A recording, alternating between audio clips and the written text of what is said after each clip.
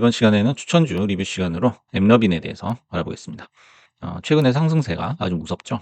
그래서 금요일에도 거의 뭐 5%대 상승을 해줬고요. 어마어마한 그 거래 대금이 들어온 것을 알 수가 있습니다. 그래서 멤버십에서는 2월 달부터 추천을 드렸었고요. 2월, 3월 이렇게 시장이 하락하던 시기에도 자주 추천을 드렸던 그런 주식 중에 하나입니다. 최근에는 한 한 달 전에 추천을 드렸었는데요. 벌써 한 달이 지났어요. 그래서 한 달 동안 거의 뭐 50% 가까이 수익이 난 상태고요. 2월 달부터 이제 보유를 하셨다면 거의 100%, 2배 정도 상승을 한 주식이다라고 볼 수가 있습니다. 그래서 현재 M7하고는 비교도 안 되는 상승률을 보여주고 있고요. 대형주 중에서 가장 잘 나가는 종목 중에 하나다라고 볼 수가 있어요. 그래서 최근 2년간 가장 드라마틱한 상승을 보여줬고요. 무려 30배가 상승을 했습니다. 그래서 뭐 고평가가 아니냐, 너무 높은 거 아니냐, 이런 이제 논란이 나오지만 이것은 이제 수익이 받쳐주기 때문에 충분히 가능하다라고 생각을 합니다. 그래서 재무제표를 한번 보시면요. 매출이 꾸준히 늘고 있고요. 영업이익 그다음에 순이익도 꾸준히 증가를 하고 있고 특히 이제 최근 2년 사이에 폭발적인 성장을 했다라는 것을 알 수가 있어요.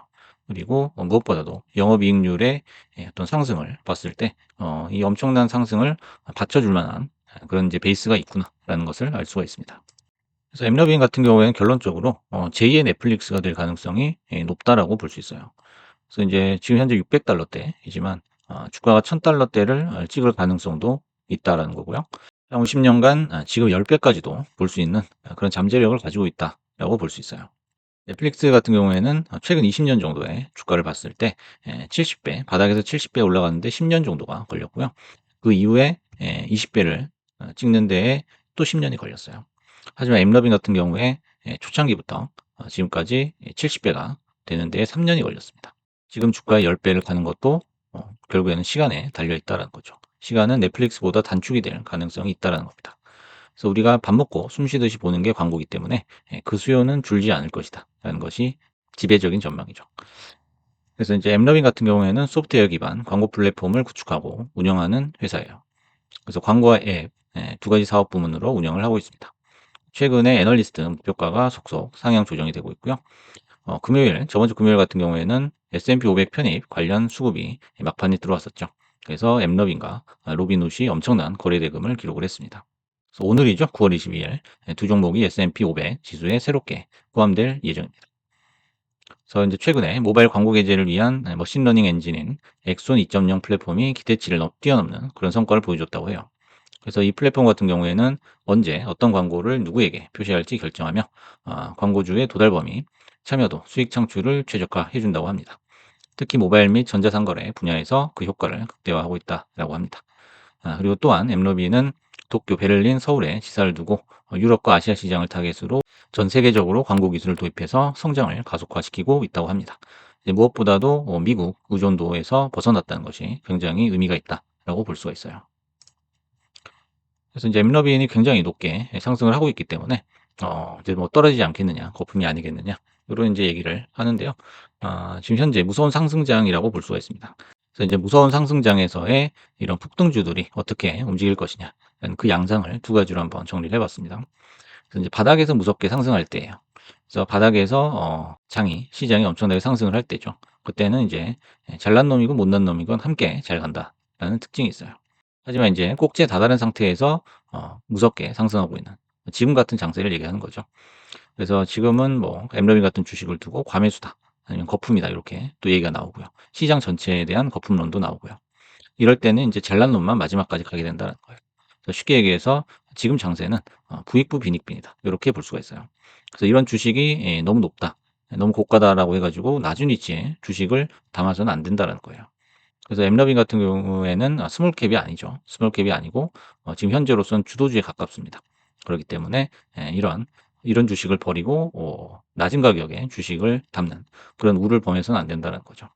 그럼 차트를 한번 보겠습니다. 그래서 인제 보시면 차트에 착시라고 제가 써 놨는데요. 이 화살표 요 높이하고 요 높이가 똑같은 높이에요. 요걸 복사해 가지고 지금 옮긴 거거든요. 그래서 똑같은 길이의 화살표지만 여기서부터 여기까지는 5 배예요. 하지만 여기서부터 여기까지는 2 배밖에 안 되죠. 그래서 똑같은 높이지만 이쪽이 훨씬 더 급등으로 보고 있는 거예요. 그러면 인제 '여기서 살 걸.' 하는 인제 생각을 할 수 있지만 인제 재료가 노출이 됐다는 거죠. 재료가 노출이 됐다면 주식이라는 건 프리미엄이 붙기 마련이죠. 왜냐면 인제 이게 좋은 종목이고 상승할 거라는 거를 누구나 알기 때문입니다. 그래서 이런 높은 가격은 적응하는 데 시간이 필요하다라는 거예요. 그래서 차트 전체로 봤을 때는 요 300 에서 400 라인 요쪽에 이제 매물이 많이 몰려 있는 것을 알 수가 있습니다.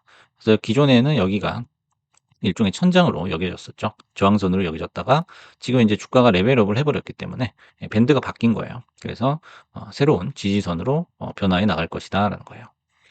그다음에 이제 추세선 한번 그려 보겠습니다. 그래서 낙폭을 크게 그리면서 조정을 받고 저점을 찍었던 이 하락 파동을 중심으로 추세선 한번 그려 보겠습니다. 그래서 여기 하나가 있죠. 하락 파동이. 그래서 요렇게 하나를 그려 보고요. 그다음에 여기도 작은 파동이 하나 있습니다. 그래서 여기도 이렇게 한번 그려 봤어요. 그래서 이 고가와 저가의 중간 정도 지점에다가 그려 주면 되겠습니다. 그럼 요 두 개의 평균선, 중간선을 한번 그어 보겠습니다. 그럼 요렇게 초록색 선이 나오게 되는데요. 요게 현재의 상승 추세선이라고 볼 수가 있겠죠. 그래서 현재 구간은 분명히 과매수 상태에 와 있다라는 거예요. 그렇기 때문에 보유자의 영역이다라는 거죠. 그래서 보유자의 영역이다라는 것은 뭐 신규는 들어가지 말라 뭐 이런 얘기라기보다는 단기 매매로 접근했을 때는 분명히 리스크가 존재한다라는 거죠. 그래서 조정 시에는 시간이 지나면 이게 점점 추세선이 높아지기 때문에 550에서 한 600 정도 요 사이가 바닥이 또 되지 않겠느냐라는 거죠. 그래서 요 추세선에 가까워졌을 때는 충분히 또 적극적인 분할 매집이 가능하다라고 봅니다. 물론 이제 추세선을 깨고 내려갔을 때는 다시 또 반등을 할 때 적극적으로 담아볼 수가 있겠죠. 그렇다면 이번 엠러빈 매매를 통해서 얻을 수 있었던 교훈 세 가지를 정리를 해봤습니다. 첫 번째는 AI 시대 최대 수요 업종 결국 이거다라는 거예요.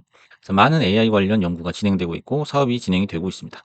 하지만 어떤 아이템이든 실패 리스크는 존재한다라는 거예요. 그래서 이런 벤처적인 요소를 가진 AI 업종에 납품을 하는 쪽이 결국에는 승자가 될 것이다라는 거예요. 그래서 이제 칩이라든지 어떤 광고, 그다음에 전력 같은 거겠죠. 그래서 이런 업종들은 안정적으로 수익을 확보를 할 수가 있습니다. 그리고 심지어 AI 자체가 망한다고 하더라도 광고라는 건 쉽게 죽지 않죠. 그래서 AI 시대가 뭐 저문다고 해도 광고는 꾸준하게 수요가 있습니다. 그리고 실패는 니네가 해도 우리는 최소한의 매출과 마진을 안정적으로 확보할 수 있다라는 것이 요 세 가지라고 볼 수가 있죠. 그래서 시행착오 비용이라든지 어떤 실패 리스크 면에서 굉장히 낮다라고 볼 수가 있고 그중에 탑은 이 광고 업종이라고 생각을 합니다. 네, 두 번째는 이제 고마진 기업은 B2B에서 나온다라는 거예요. 그래서 게임 그래픽 카드를 만들던 그 기업이 1위 기업이 됐죠. 그 기반은 코인 채굴과 AI 시대가 열렸기 때문이죠. 그래서 결국엔 이것은 B2B 수요를 얘기하는 겁니다. 그래서 엄청나게 높은 영업이익률을 엠러빈이 보여주고 있죠. 그리고 영업이익률 상승률이죠. 영업이익 상승률도 엄청나게 지금 높아지고 있다는 거죠. 그것이 이를 반증을 하고 있고요. 이건 이제 뭐 과거에 뭐 엔비디아라든지 여러 사례에서 알 수가 있습니다. 그래서 과거에 고마진 기업은 배당으로 이제 수익을 나눠주고 있고 이제 미래의 고마진 기업, 엠러빈 같은 기업이죠. 이런 기업은 주가 상승으로 보답을 할 것이다라는 거예요. 그래서 세 번째, 이런 주식을 보유한 사람이 가장 먼저 찾아봐야 할 뉴스는 바로 공매도 뉴스다라는 거예요.